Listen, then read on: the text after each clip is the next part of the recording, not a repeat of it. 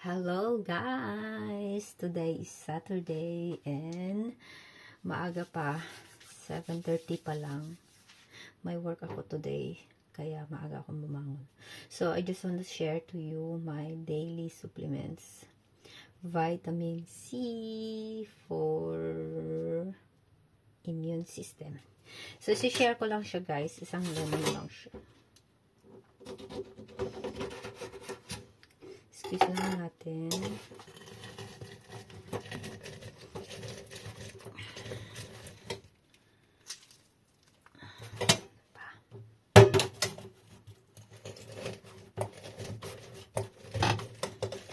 Hindi kasi ako mahilig mag-take ng mga tablets or capsules kasi parang bumabara lahat sa lalamunan ko. Kaya ito ang ginagamit ko since before. So, ililipat lang natin siya sa baso. Medyo marami siya. And, nag-add pala ako ng turmeric. Usually, fresh turmeric ang ginagamit ko. Pero sobrang matrabaho. Wala na akong time magawa. So, bumibili na lang ako siya ng kurkuma, ng powder.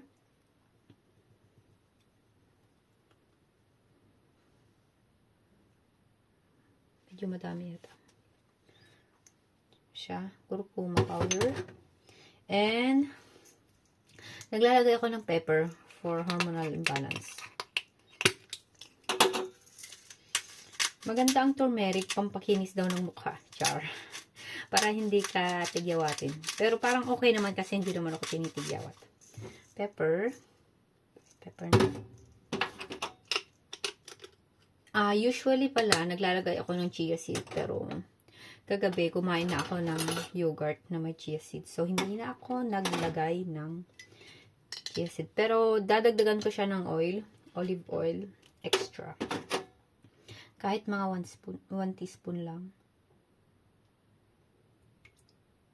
Dagdagan ko mga 2. Isa pa.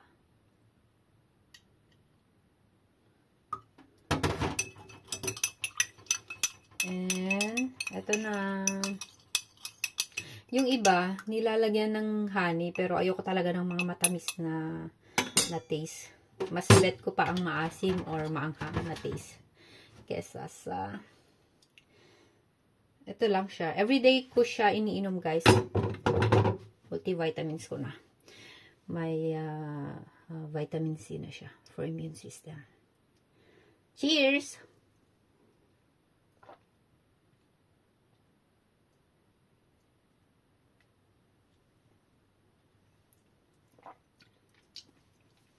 Yun lang guys. Thanks for watching.